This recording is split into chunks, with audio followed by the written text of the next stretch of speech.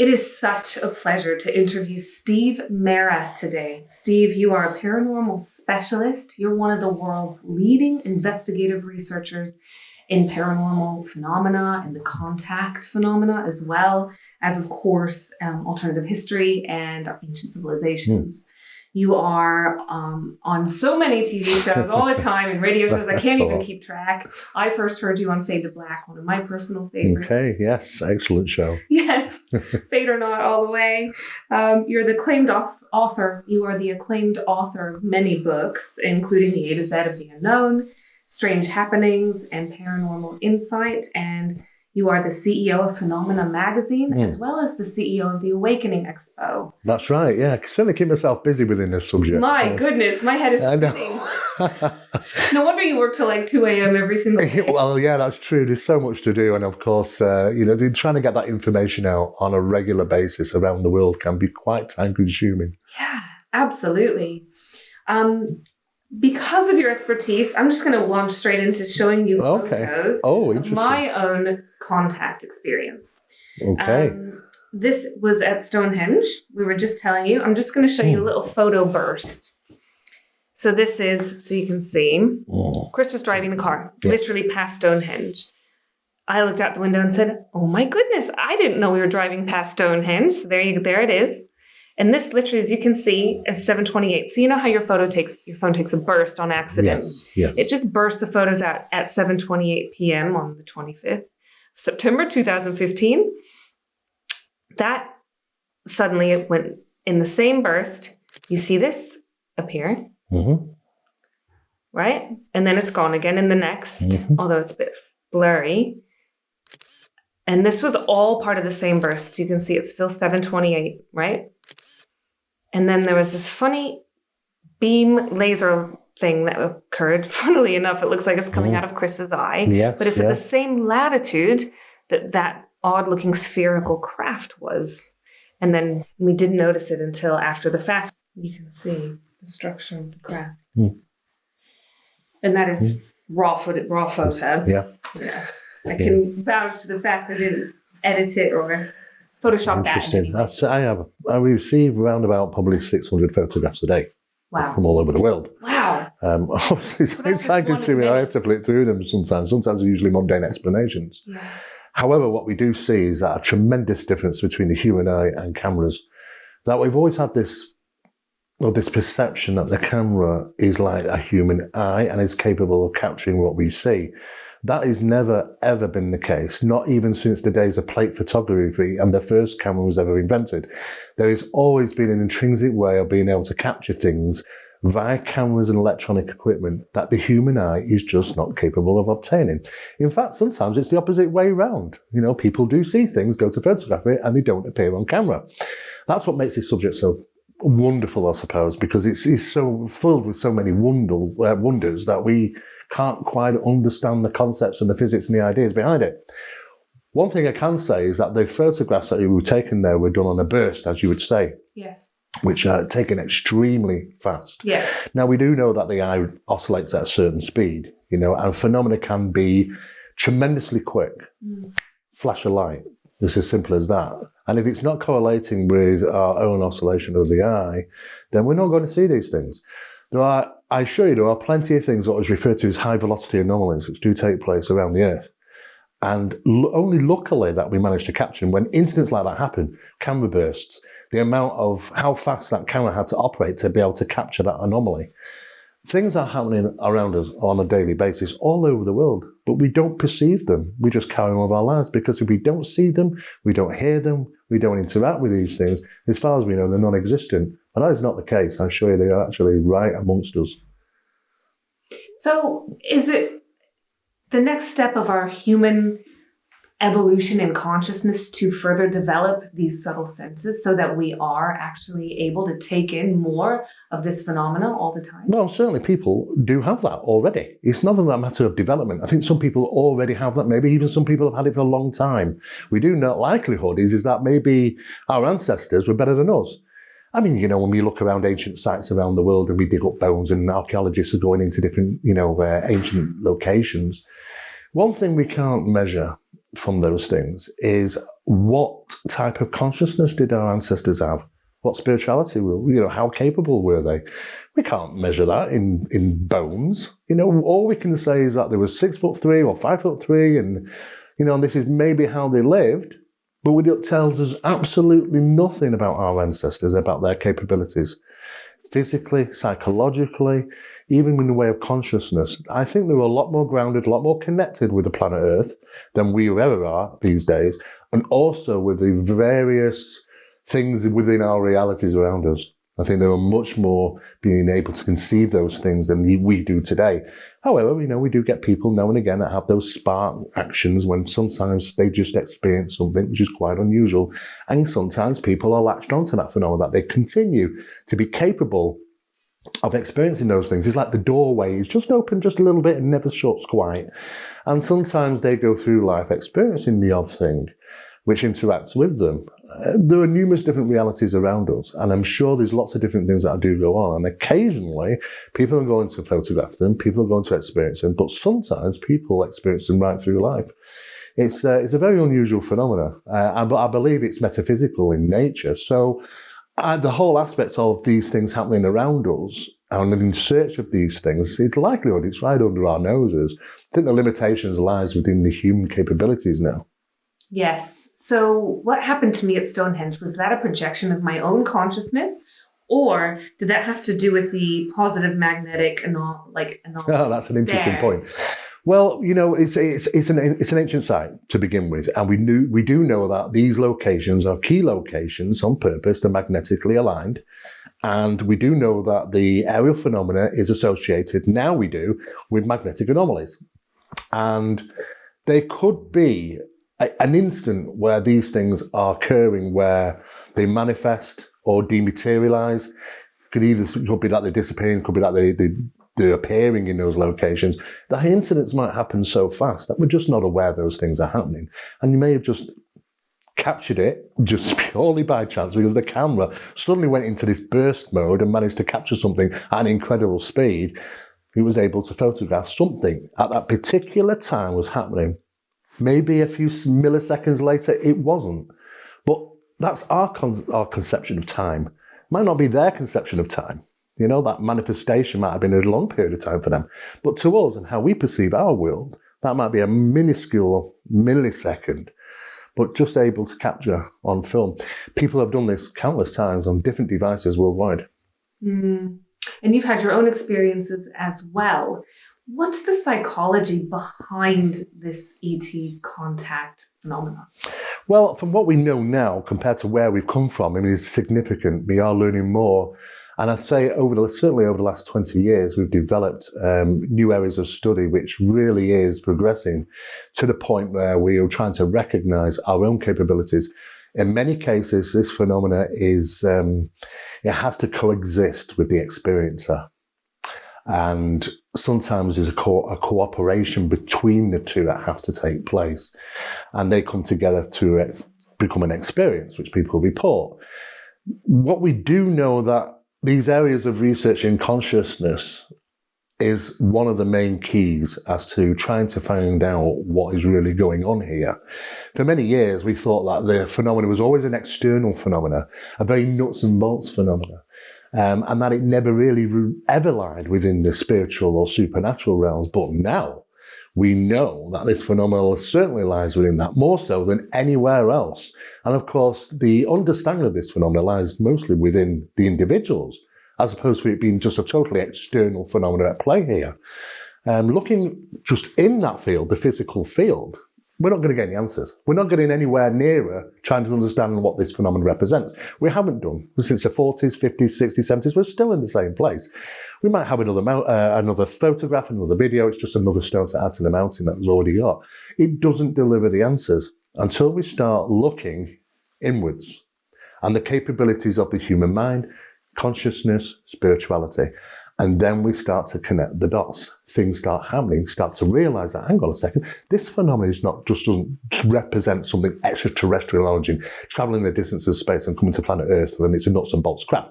It's much, much more than that. It's been that for a long time, but there has been this key factor to push out the idea that this is this type of phenomenon. It's very nuts and bolts, it's physical, look up to the skies, they're traveling from distant planets. That's a very sci-fi kind of response to me. So that conclusion comes from something like what straight out of the mind of a sci-fi writer. What's interesting to me is that before we had science fiction, we had ancients, our ancestors, which wrote, drew, gave messages, scriptures about this phenomena in their time. And for them, it was the opposite. It wasn't external out here, it lies within here. And the two come to meet. And I think we kind of lost our way a little bit. But now we're starting to go back. We're starting to draw that circle right round and go back to where we originated. And we're starting to deliver and find more answers. We seem to forget emotion in all of this. And maybe that's the key. For me, it seems like the more in full contact I can stay with my emotional body, the more I have contact experiences. Oh, absolutely. I mean, it's a learning development for everybody who's involved in this subject, not just from the experiences, but even the people, the researchers and the ufologists and all those people out there trying to gather information and find answers. It has been for myself. I mean, I was pretty much a skeptic. I mean, 38 years in the field, things have changed a lot. My mentors taught me completely something different than what it is actually happening today. The words metaphysical phenomenon, consciousness and spirituality weren't on the scene back in the early 80s. There was nothing of that. It was very considered a nuts and bolts craft, and we're meeting aliens, and of course, exciting at the time. But now we know so much more, and it isn't exactly what we initially thought. What we can say is that, even for myself, is when you become immersed in the study of this field, you can be involved with the phenomena to the point where that door opens just a little and never really shuts after that. You open the door, and sometimes the phenomena stares right back at you.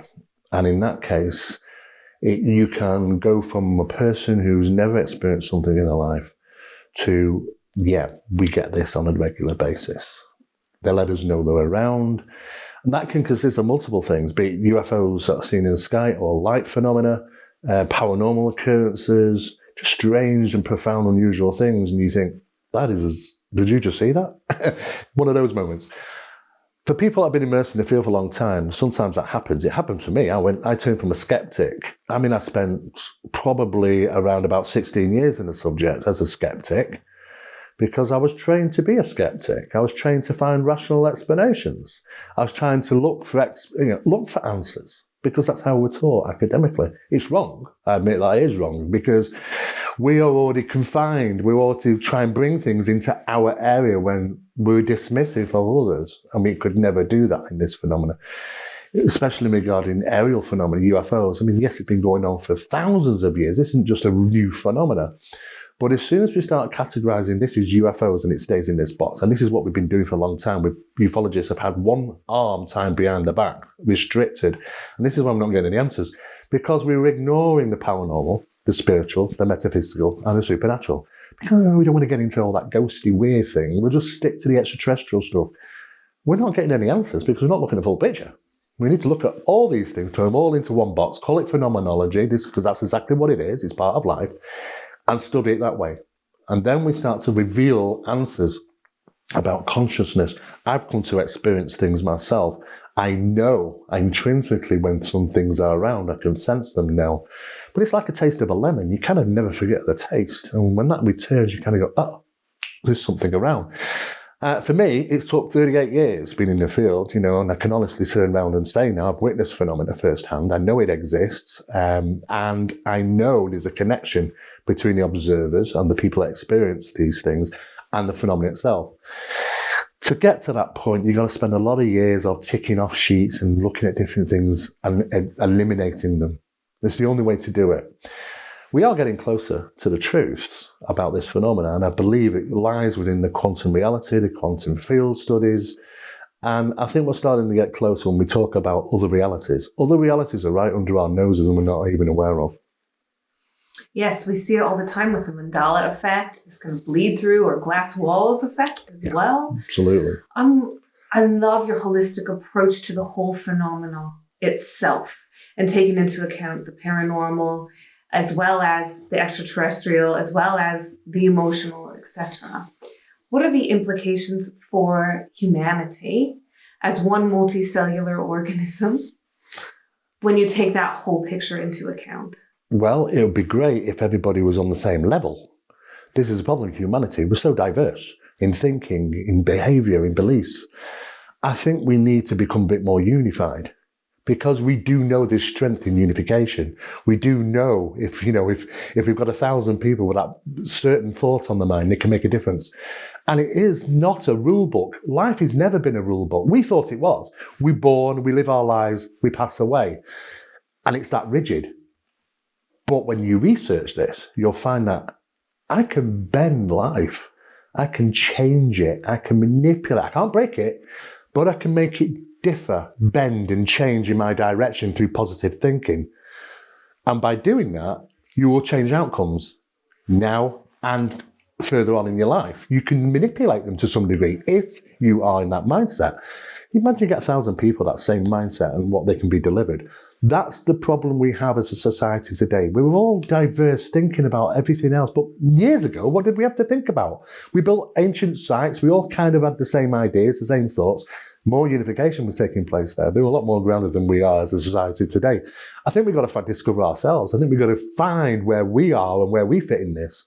Because once we start to have this bit more of a unification, then I think things will start being delivered. More answers, more understanding. I think at the time, though, at this moment in time, the way the world is, and it's devised sociologically, teaching our children to be a certain way and not to think outside with the blinkers on, that's got to change. It's got to change a lot for us to actually understand what really is around us. It's not just this what we see here, but there's a lot more here than what meets the eye, which we can interact with and which we can manipulate. It's just switching this on. Yeah. Do you think the quest for disclosure and this disinformation and the drive to prove the nuts and bolts is actually a distraction from all of that? Absolutely. I think it always has been. The real studies, there's kind of an outer circle to ufology, and there's an inner circle of ufology. The outer circle is kind of what you might go and see at conferences. People delivering information about people's experiences, what they've seen, where they've seen it, and those sort of things. What you tend to don't get is the inner workings of ufology. What's really at the core? Who are the main guys doing the research, trying to find out what is really going on? Some research has been taking place over the last 30, 40 years, which has been swept in a different direction. It's not filtered out to the general public because they don't want to go there. They want the general public to think that old theory of the 1970s, they're coming from outer space. It's nuts and bolts. They're aliens traveling from the distance of space. I can tell you now, that has never been the case. When you talk to astronomers, SETI astronomers, when you ask them, according to surveys now throughout the world, I mean, we're being, it's conservative here. Our UFO is seen roughly around about every 8 seconds, if you want to add them up. Where are they all coming from? They're not. We can't be coming from space because we'd have a superhighway out there. The astronomers will say, well, no. In fact, this is an unusual comment, they said, space is unusually quiet.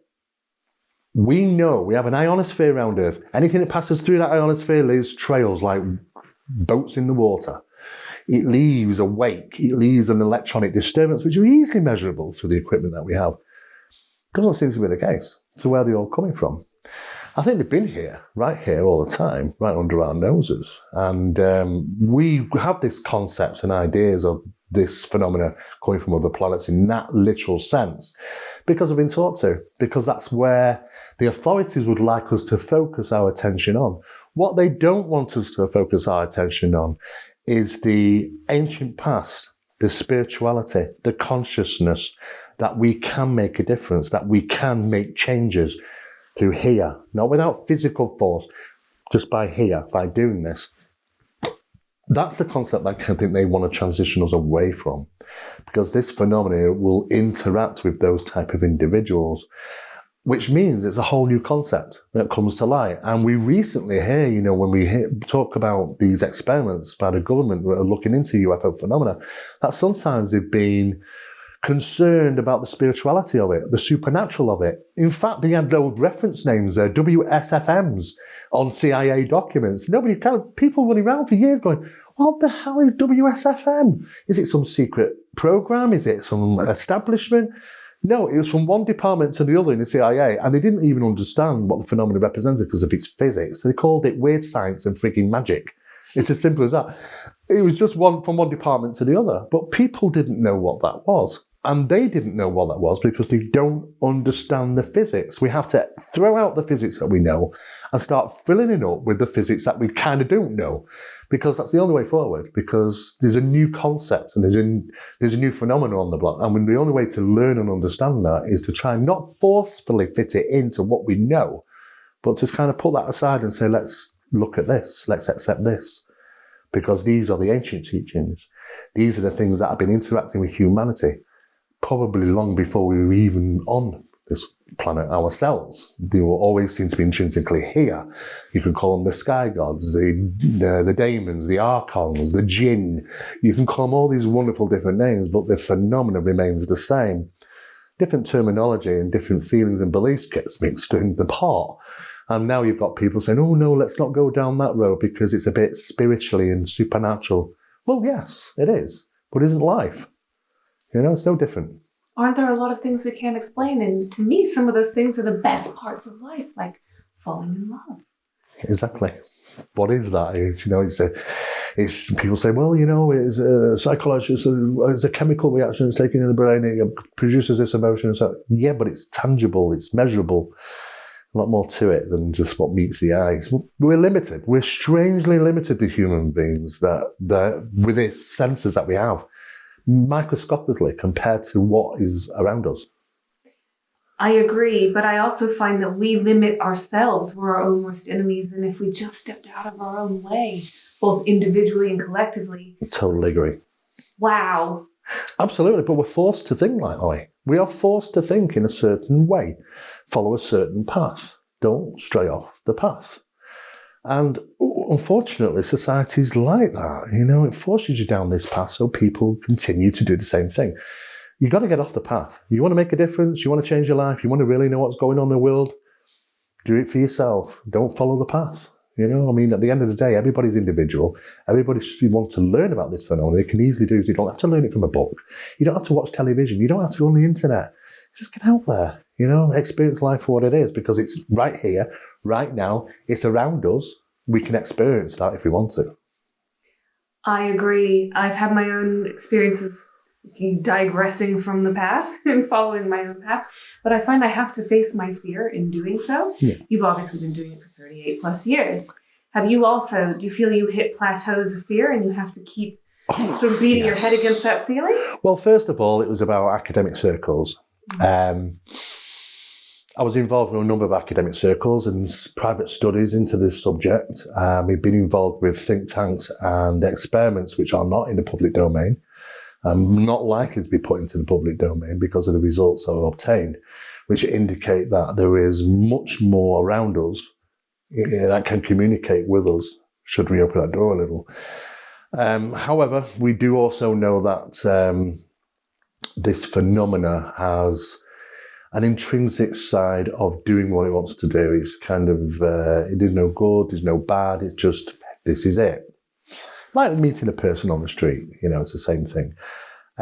People put beliefs to it, but for me, being involved in those academic circles and of course going down certain routes, yes, you start to get shunned a little because it doesn't kind of fit into the scope and understanding of what they want to deliver. But as soon as you get out of that, you realise there's a fear. There is a fear of ridicule. There is a fear of not being to obtain research funding for certain, experiments and tests. And it's kind of, I want to be on the in crowd rather than the out crowd. And that's what social divide is created. This is this social thinking. It's more important to run with conformity than it is to stand with individualism. And that's the fear that society's done now. You might have different belief. You might say, well, I don't believe in that. But would you say that is a different thing? we know through experiments, conformity is a very common thing. It happens even in schools. One child doesn't know it's everyone's saying it's black when one child knows it's white. And that child will say, oh, no, it's black. It's absolutely black. Because conformity and the pressure of social, the way the social is delivered, socialism, we can't get away from it. It's a constant battle. I've met people who have been fearful about that, fearful of advancements. I punched through it. I had to punch through it because it came the day when in 1996 I experienced something, which I could not rationalise in my professional opinion. And I knew there had to be more to it. And I had a choice then to walk away with the 15 years of knowledge I have or pursue it, which might take me really away from the scientific establishments. And I pursued it because I have this drive inside me to try and find what's really going on, what's the truth, and how does this interact in the way it does with society.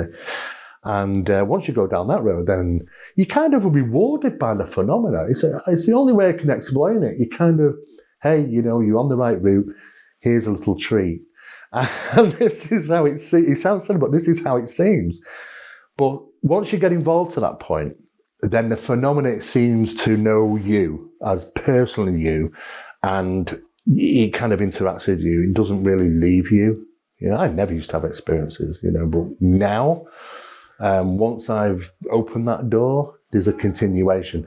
And that's from them. That's from that side. That's them wanting to interact with me, not just me wanting to interact with them. So there's an effort from both sides. And this is where I talk about the two go hand in hand. The observer, the experiencer, and the phenomena. There seems to be a coexistence between the two. It's probably always been there. I think we've just had the shutters on and not experienced that. Yes, absolutely. Do you think that integration is the key to everything, maybe merging the science and the spirituality and beyond?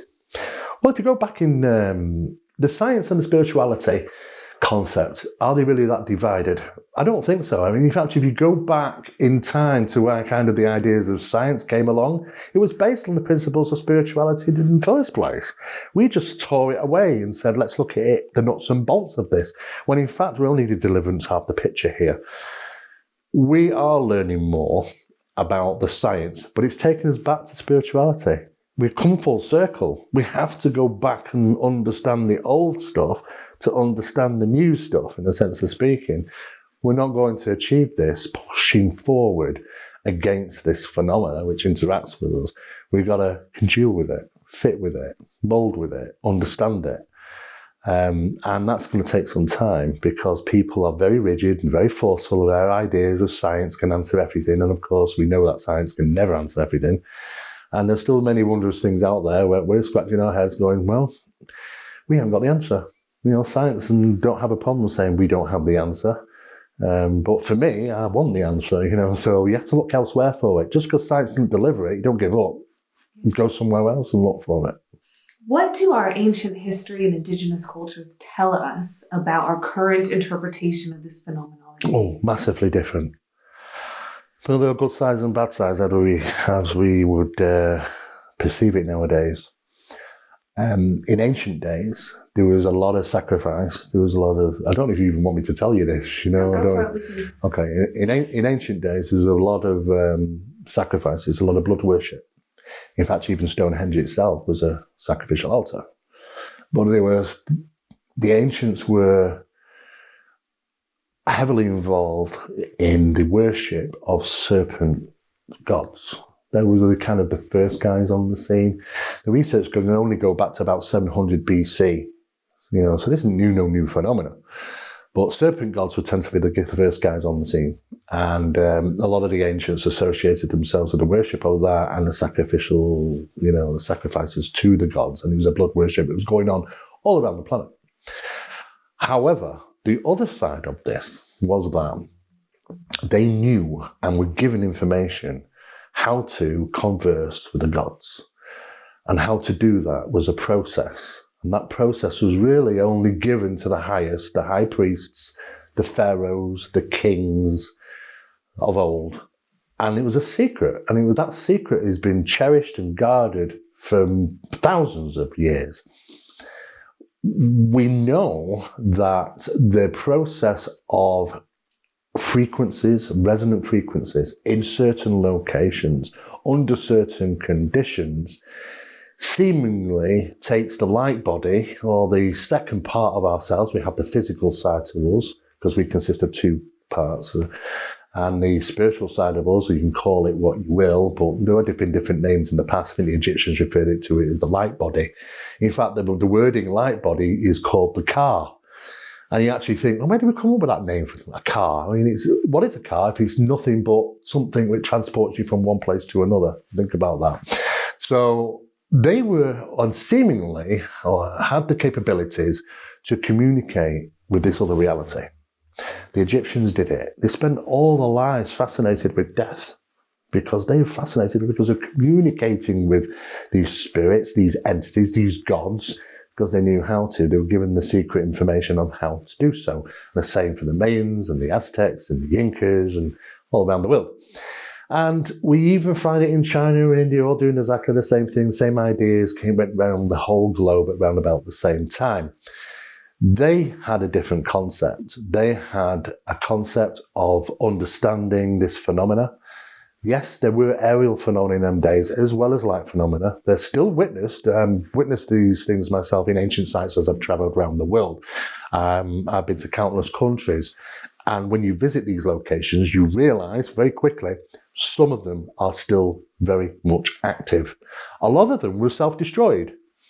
It would seem that something took place thousands and thousands of years ago in the belief of who they were communicating with, and then suddenly they didn't want to communicate with this thing, so they destroyed a lot of their own temples and so on. But those that do survive, resonant chambers, certain temples around the world, things that you don't tend to go and visit very often, they are still very much active. I've witnessed phenomena for myself. I've communicated with it. Sometimes they're conversing in a language I do not understand. I've witnessed it. I've seen it. I've recorded it.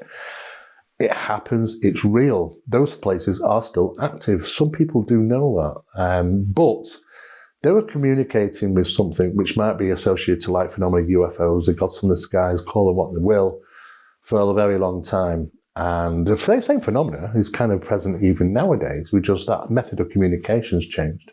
Actually, I want to connect what you just said to the present day phenomena, and I'm wondering if there's a dark and a light side to it as well. There's a split in the community. Some say follow the light, every being is benevolent, and some say no, and you can get lost in it. It's a bit of a it messes with your head.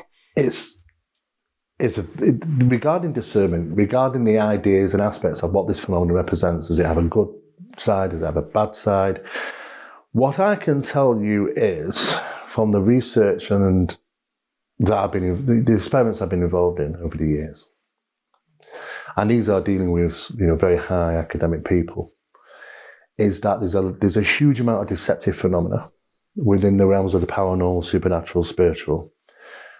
Instrumental transcommunications, direct communications, direct voice phenomena and things like that, that we cannot trust. And this is why the parapsychology departments will say there is no proof of afterlife.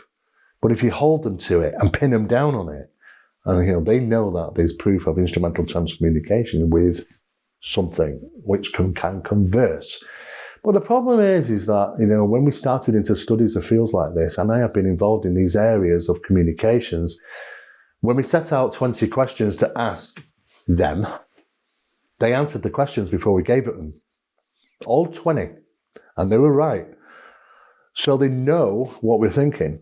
They know what we're going to ask. They know what we're going to do. We've even given information pertaining to what's going to happen in 18 months' time. And it happened on 6 different occasions. So we do know that they can see within the future at least of 18 months. May even be longer, but we know definitely 18 months. So how do we prove that it is that afterlife? Because if they know what we're thinking and they know what we want to ask and we know how we perceive things in our human eyes, in our mind's eyes, then they can be perceived to be so. So if they can do that, then we don't know if we're being deceived. And this is why the parapsychology of the world, the departments will say there's no proof of afterlife, because what you're being told and what you're experiencing could be a deception.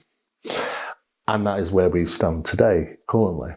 Now, in the size of ufology, which is no different, is absolutely no different, because the first aspects of communication with entities, which are allegedly extraterrestrial in origin, wasn't a UFO event, it was a paranormal event. Mediumship circles, seances. The metaphysical societies of Germany, which turned into the real society. The contact information going through the Aryans and passing it through to certain offices, which were utilising that by scientists creating what they were told to create, anti-gravity devices and so on and so forth. There's been this intrinsic prodding into our world and manipulation by this phenomena for a long time, taking us in that direction instead of that direction. Alexander the Great got some help from those guys up there when they wanted to bring down these 50-foot walls and besiege a city. What were those flying shields that shot something down at those walls that allowed him to besiege that city that day? History's altered and changed. You've interacted with us a long, long time. But there is another side to that. I've been to events all around the world. I've lectured.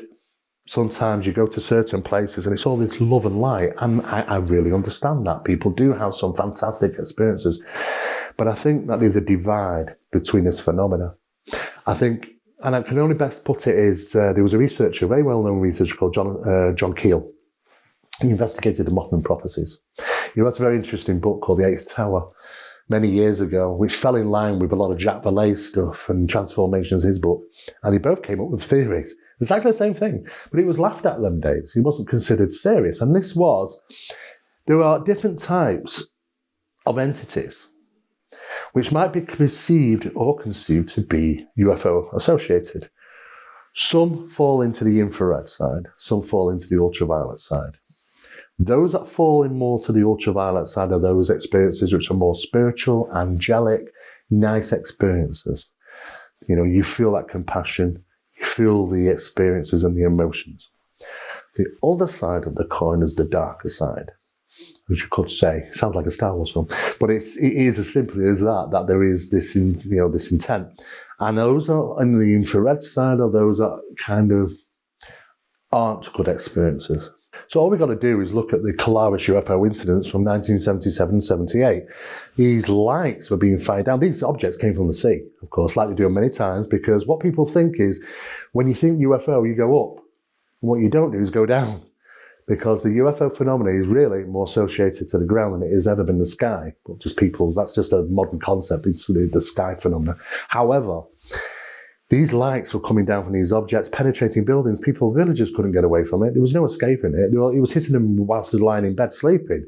Hit, paralysed, puncture marks, up to 7 to 9 different puncture marks on them.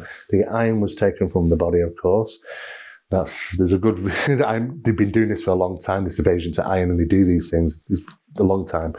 However, this was not a good experience. People died. People got sick, ill, and died.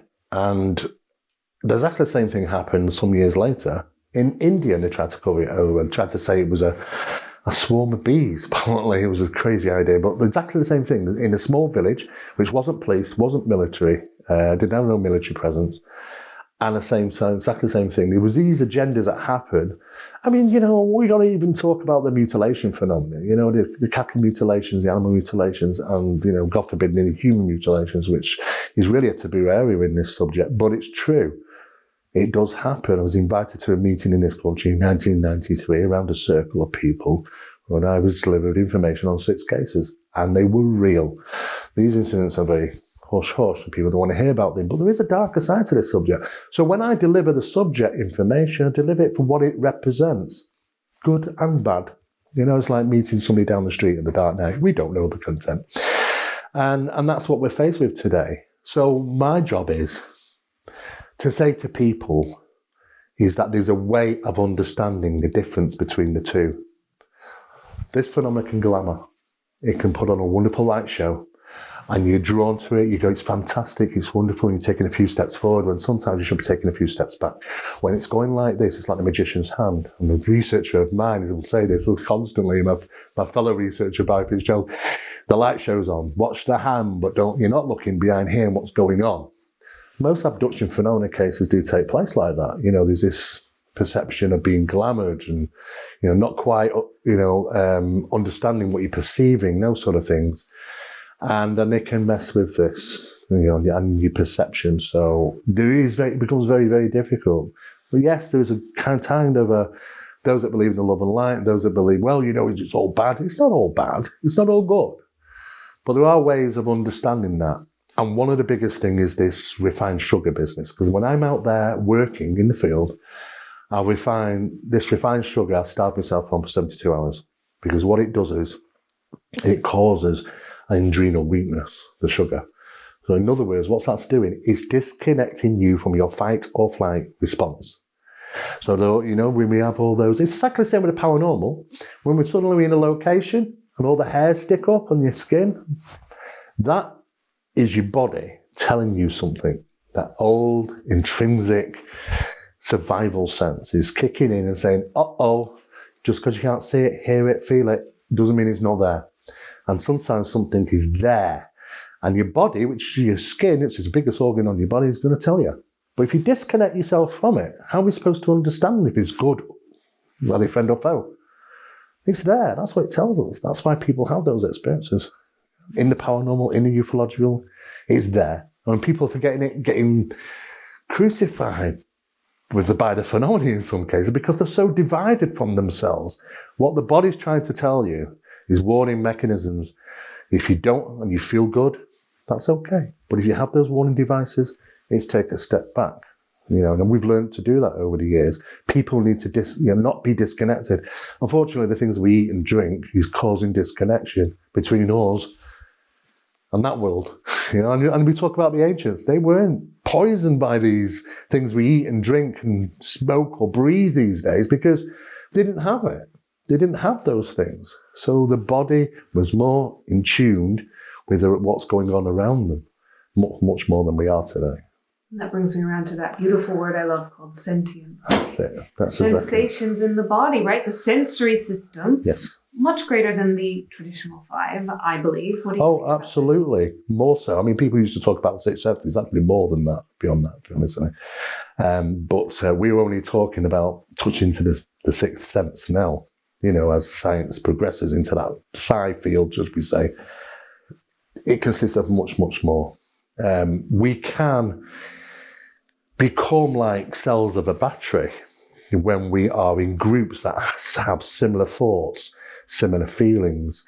It can be manipulated, it can be amplified, and that energy can be utilised. And we know what are those energies. When we walk into a room and suddenly we see something, we go, ooh, is that something not right about that person?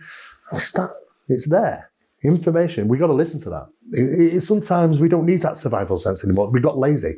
We can survive just by going to the shops once a week, and go to work. We don't need them. Years back, we relied on them.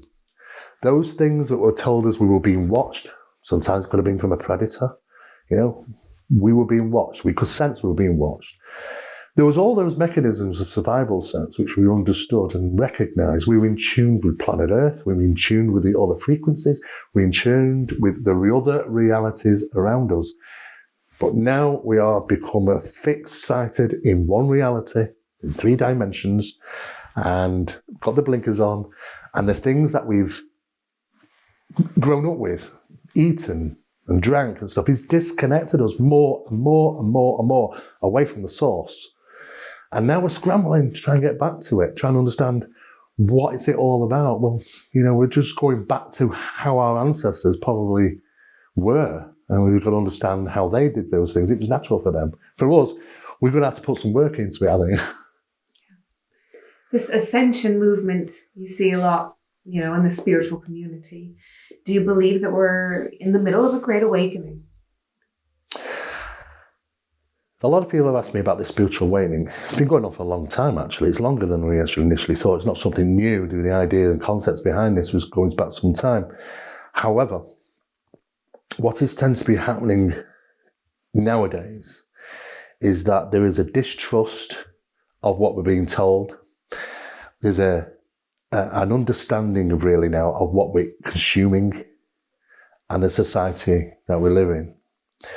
We've become a very problematic, for ourselves, we become very problematic humanity. And we've created kind of our own problem, in a sense of speaking. when all this wonderful stuff that we've become so used to is great to stimulate certain parts of the brain. But we're using more and more and more of a certain side of the brain and not the other side, which is our ancestors' side, which is the creatism and the spiritualism. And that's the way it seems to be. It's been leaning that way for a long time. We've got to shunt back. We've got to switch it over. People are doing that more and more these days because it's just there. As soon as they do that, something will go, hi. And then they go, oh, what was that? I want to know more. And then start going more. And then what happens is that they start to change their lifestyle because it's just there waiting to say hi. But we've got the blinker on. And sometimes we've got to go in that direction to experience it a little and then kind of understand it and go in that direction. Yes, there is something happening. And certainly there seems to be new developments throughout humanity as well. Maybe that we are being developed. We're altering, we're changing, we are finding more and more amazing things out, especially children, and capabilities that they have are just amazing, and it just goes to show our capabilities, and they've got some of these children in these scientific labs and they're autistic and their creativeness is just off the scale, can't be measured. But when we're measuring the brainwave activity, they're really not using so much more of the brain. We've got this huge lump here ready to use, but maybe that we're just not ready to use it yet, or we have been and lost it. It's like that old engine of the car. You don't start it up enough, it's not going to take over. You've got to regularly keep doing it for it to work. And I think we kind of disconnected from that. We've got to get back to that, really. Do you think that we're actually the product of ETs? Many people have asked the question, do you think we are the product of ETs? And though there's been a lot of discussion, a lot of talks, a lot of belief systems around this idea that we have been genetically created, I would absolutely say to some degree there's been manipulation. We're the new kids on the block and we don't know where we've come from. And evolutionary theory was, remember, a theory, he wasn't even believed himself at the time that it was absolutely that was the case. That's why it remained the evolutionary theory. Evolution does take place on a microscopic scale, but macroevolution, the massive changes, doesn't exist. We'd still be seeing it now if that was the case. Yes, we know, and I've talked to a curator of London Museum when we were celebrating the evolutionary theory, Darwinism, and they had all these things up from ape to man. You may have seen these dummy things that they have on display. And they look wonderful. And I remember asking him quietly in the corner and saying, you still running with that idea? And he looked around and he said, well, until we got something better, yes. And that is kind of where we are at the moment. Until we have something better, yes. That means that they're not happy with it. It goes against the grain, and we know more now than ever before to say, yes, we've got good argument to say that's not the case. Where did we come from? It would seem that we could say we've just turned up from nowhere, with the capabilities that we have. In fact, we've de-evolved, if that's the case, if you want to go through the normal path of evolution, because apes are better than us. They can see in the dark, they can chew and breathe at the same time and swallow at the same time. They're flat-footed, they walk better than us, their hair stops growing at a certain length, the nails stop growing at a certain length, they can see better than in the dark. They're better than us. We've got worse, if that was the case. And that doesn't follow the natural path of evolution. So it doesn't fit. So we've definitely come from somewhere else. And I think we are the byproduct of countless different experiments and tests that have taken place over thousands of years. And that is why we have such a diversity of humanoids, being some with giants, some with double rows of teeth, some which are very small. It's just such a variety. I think we've kind of been the experiment, in a sense of speaking. Something has been manipulating humanity for a long time, watching us, the watchers, whoever they are. And I think we're the new kids on the block, to be honest. Can I just ask you about Malta quickly, because we dip into that in the last film a little bit, and you mentioned that in the last conversation. It's a place that I fell in love with because of all the ancient sites. I've recently visited Malta, 19 ancient sites. like we do with most of the world, we take certain measurements, alignments, those sort of things, kind of work out what's going on with the knowledge that we currently have, because we know that there's an intrinsic connection between some of these ancient sites and the passage chambers. I'm not fond of the word portals and stargates. I think it's very science fiction. But I don't know any better way to explain it, that there is some type of doorways that do go somewhere else. I had the option of actually going through one at one time, and I tell you, there's no way I would. I was absolutely petrified at the time, so there was no way I was going to. That was in an underground location, ancient location in Ireland. Malta is not much different, really. It has its own wonders there. Ancient sites which are built by big question marks, because whoever built them didn't live there. There was no ancient civilization in Malta. Nothing ever found. So whoever went there made these massive megaliths, 100 tons, some of those rocks, is a mystery. We don't know where they came from. But it's the alignment to the sun, because we thought many years ago, it's solstices and equinox. Isn't it fascinating that they align for the sun? So at those times, the sun passes down those chambers into the central chamber. That wasn't purely by chance. The sunlight reaches a certain frequency known as Terahertz frequency. And when you consume certain elements, ancient elements, on a regular basis, and go into those locations and generate a vocal frequency in a resonant chamber, at the time of the terahertz frequency coming in, you're going to go right through that doorway and converse with the gods. And this is what a lot of the ancients were doing around the planet. It's global. And we've been conducting those measurements. We've been seeing the effects of this. And we've actually experienced some of these things. I was too scared to go. All these years I've been in this research, when I experienced it, I just couldn't do it. I couldn't go, into this. It was just a granite wall, but that was beckoned from literally this other side, and there was no way I was going to go. Unknown, scary sometimes, but they're real, and they do exist, and they are active in certain locations around the world. That's an old thing's been going on for many, many years, thousands of years. Those doorways do exist to this other reality. Those other realities might be something to do with the consciousness between us and these other beings, being them in the UFOs, being them spiritual, whatever you want to call these things that you might interact with. They seem to be age-old. And been going on for thousands of years, but it's the same thing, just in modern times. But for me, Malta, amazing place, got a lot of different sites there, and they're still full of mystery, because really we don't know who made them.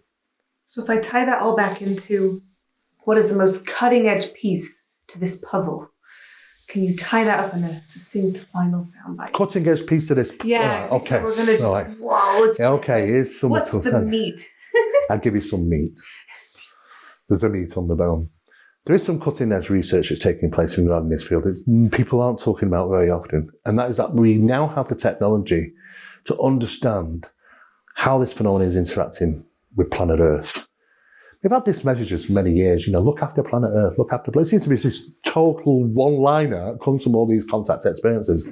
Not so much about whether caring about us, because we war against each other, and they don't seem to be too bothered about things like that, but the planet... whole different ball game. And why is that? Well, I think they utilise the planet. I think the planet's very special to them. Not only should it be for us, but it is definitely for them. The phenomenon seemingly is manifested in key locations around the planet. These are referred to as positive magnetic anomalies, which can be measured by satellites in orbit now, utilising specialised pieces of software and equipment. And if you cross-examine the most significant UFO experiences ever on record against positive magnetic regions, 97%. That is an improbability of being a coincidence. Cannot be. So we put it to the test. We went to locations, isolated locations, where positive, very potent, positive magnetic anomalies were taking place, and witnessed this phenomenon manifest close encounter style. There was nothing there when we got there. And it was only when we actually put the cameras in the trunk, boom, this thing appeared. Huge thing appeared with lights on it, and it blinked out, it communicated with us, and the whole experience maybe only lasted maybe 30 seconds, but it was enough to say, yeah, we're on the right track here with the research. And those locations were first recognised by the US government in 1982. As far as we know, they were investigating 7 magnetic anomalies, major magnetic anomalies then, in connection to the UFO phenomena. These things are manifesting. They appear in those locations and go about their business, and then sometimes they come back to those locations and disappear. These little key locations all over the planet where they materialise and dematerialise. So the whole aspect of travelling the distance of space has kind of gone out the windows. We also see those exactly the same magnetic anomalies around the sun. People are always wondering what all those things around the sun that the so-called satellites are filming by NASA. Well, they're objects, they're UFOs. It's the only thing we can conceive them to be. But magnetic anomalies around stars are tremendous. You think the ones about are high on Earth? There would be perfect ways to jump in across the universe from one star to another. So you wouldn't need the linear passage of travelling the thousands and thousands of light years. And that's why our scientists say it's improbable we can't travel the distance of space. It's too far. We don't need to. It's very, very simple. And it could be exactly the same thing on planet Earth. And this is what we're trying to find. When this stuff manifests, when a UFO manifests in a key location, something has to be taken out of that location. 2 things can't exist in the same space and time. They leave a gravity well. They appear. And what seems to be is a gravity well for usually around about 48 hours takes place, which is measurable. You can measure it on time displacement equipment. When you're getting it might be only 18 milliseconds. But how can you have that? Should improbability, unless little miniature black holes exist. There's a gravity well that takes place there, which pulls light and distorts light. And if you set up equipment and you're quick to get to those locations, you will find that you can distort the light through the effects of the gravity well, which is present. You can't see it, you can't feel it, but it's there and it's measurable and countable, which means we can get into a whole new era of research now, because we know that these things can just disappear and reappear. They have capabilities of opening a door and jumping through to somewhere else, maybe their reality, who knows. We do know they can do the opposite and suddenly appear from nowhere. But when the effect around them is measurable, even on plants, it's known as biological traumatology. It affects plants when UFOs come down to the ground. And what was very interesting is that a paranormal case, a poltergeist case, where a mug disappeared and reappeared 96 minutes later is known as an apportation. It's an apport. We were lucky to say, okay, that mug, the lady owned 3 others. There were a set of 4 off the production line she'd bought in a shop not that long ago. We analysed this mug, the apported mug, against the real mug, and it looked like the same mug. They weighed the same, they looked the same, they are the same, until you put them under the microscope. And as soon as you put them under the microscope, they're not the same. That mug is not the same mug. That mug went through a diathermic reaction. And the information we obtained from the analysis on this, that diathermic reaction we'd seen before, where have we heard that name before?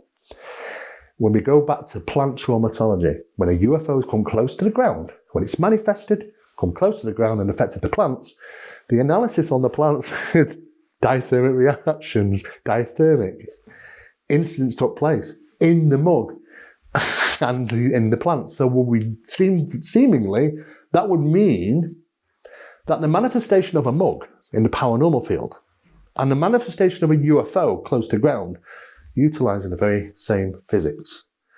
And this is why it ties paranormal to ufological, just as it would do in bedroom visitations of a dark shadow in the paranormal and you cannot move, or small entities from UFOs and you cannot move. The more you look into this, you'll see that UFOs is just another aspect of paranormal phenomena. That is a perfect place to end, because we've come full circle to that holistic approach, which is so essential. That's the science side. That's the nitty gritty stuff. As we've got new areas of research now. We don't just have to sit here. We can go on out there. We do know that these key locations exist. We've been there. We've seen them manifest. We've interacted with them. We've photographed them. Sometimes they don't allow us. Sometimes they do. They know we're there. But we're getting closer. Absolutely. Mm-hmm. We need to keep going with it. We do. That's a whole aspect to it. So thank you so much, welcome. Steve Mera. Unbelievable source of wisdom and knowledge. I really appreciate your time. And, Sky's the limit. Let's get out of our own way. Well, we've got to just keep pushing forward, keep going. Don't give up. The answers are there, they're right in front of us. Unfortunately, we're just not running in the right direction, And if you want to get involved in that sort of thing, do so. Change your life. You can do it just by clicking a finger. Take that path. Thank you. Thank you. Okay.